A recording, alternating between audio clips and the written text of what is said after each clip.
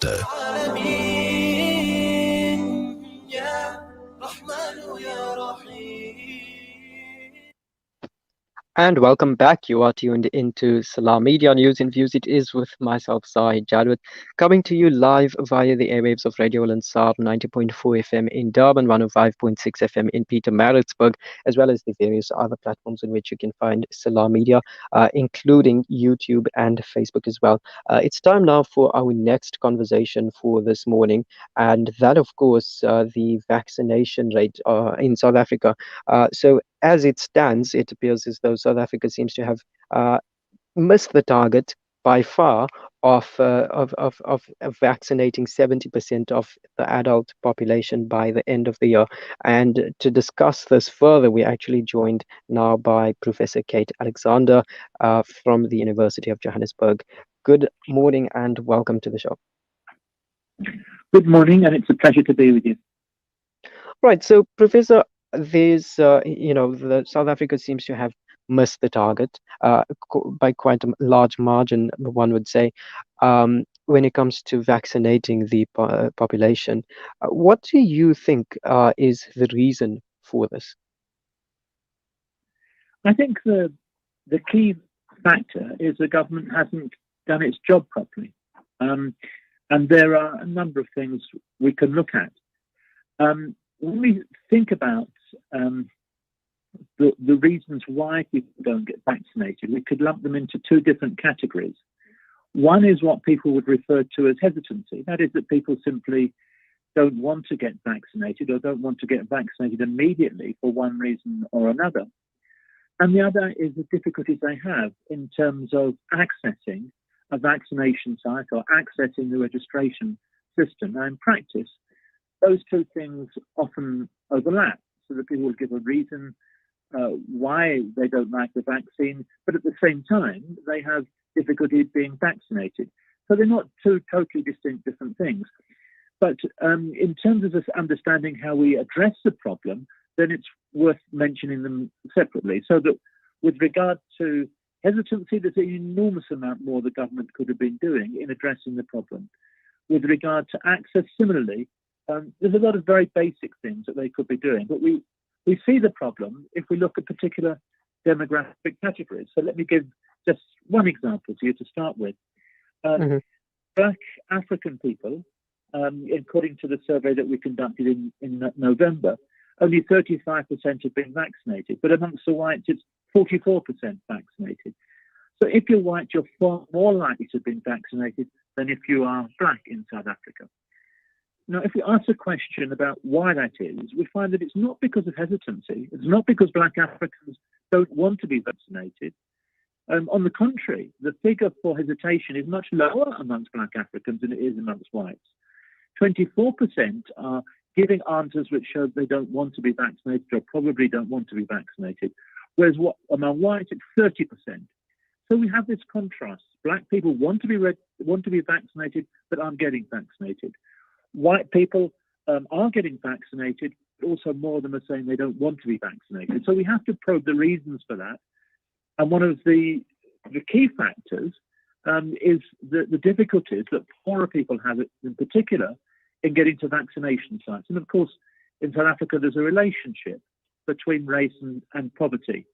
And when we find out the reasons that people have, they're very, very simple things that could be addressed. Like people don't know where to go for vaccination. They find the site hard to get to. They can't afford the cost of getting to a vaccination site. They don't have the time to get to a vaccination site. So these are really very, very basic things that the government could be addressing and indeed should have been addressing long before now. Do you think the government is aware of its shortcomings, and do you think it's capable of addressing these issues?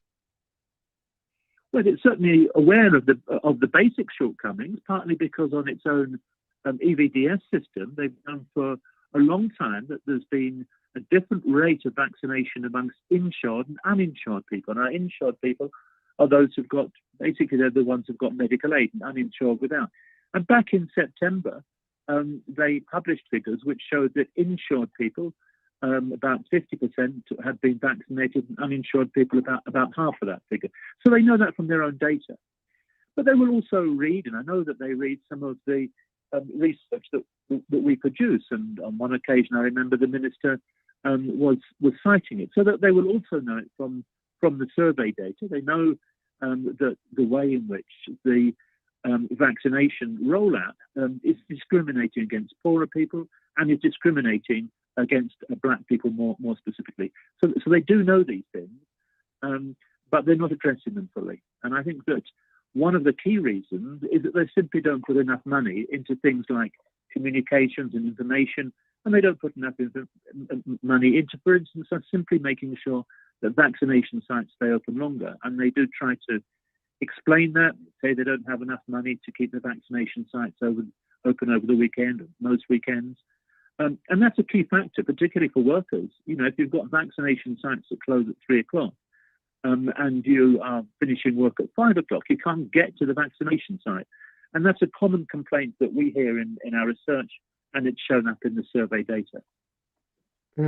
I mean, what do you think? Okay, so there's this claim of discrimination, especially against black people. Why do you think the government has come across as having displayed such forms of discrimination? Well, I think it's really because they are not sufficiently concerned about dealing with the problems of social injustice. But I think it's also because they're holding back on resources. They're deciding that resources are better used elsewhere. So that there are two factors here. Now, to some extent, they do try to overcome the complete disparity in terms of the location of sites. So we produce figures for Johannesburg, for instance, which is not only the biggest city, it's also where we have the greatest single number of people who are unvaccinated. And if you look at where the vaccination sites are, the very, very large majority are in the private sector, meaning in clicks and Discam and so forth. That's where most of the vaccination sites are. Now, if you look at where those vaccination sites are, they tend to be in the better off areas. And we've broken this down by region for Johannesburg, for instance. And you can see that in the least poor region, which includes the area around Rosebank, Region A, Region B it's called, then you see a very large number of vaccination sites, because this is where the private vaccination sites are. If you look at the poorer areas to the south of Johannesburg, in Soweto and further south, you find very, very few sites. So there are just simply fewer sites. Now, the government can begin to overcome that by having more sites, using the primary healthcare sector, for instance, or it can do what it is doing to some extent, which is to use mobile units. But our experience with the mobile units is that there aren't enough of them. People are not well prepared. They don't mobilize effectively in the poorer areas. And so you often get a poor turnout. A mobile unit will pop up in one place, perhaps for a day, perhaps for two. They don't advertise the fact that they are going to be present very effectively. So not enough people come to them. And then they say that the problem is to do with those people's hesitancy. But we've undertaken, as the community organising working group, we've all undertaken our own mobilisation around some of these pop-up sites, and we get fantastic results. You know, we can get 400-500 people coming to a vaccination site because we go door to door. And in going door to door, we can deal with the hesitancy that people have, as well as explaining to them where they can go to for the vaccination. So by mobilising civil society, by mobilising local communities, the government could have been doing very much more. And perhaps you could correct me if I'm wrong, Professor, but it seems as though there's more an issue of accessibility than actual hesitancy, I suppose. But that's where we're going to have to leave it for this morning. Thank you so much for your time. Thank you very much. Bye-bye now.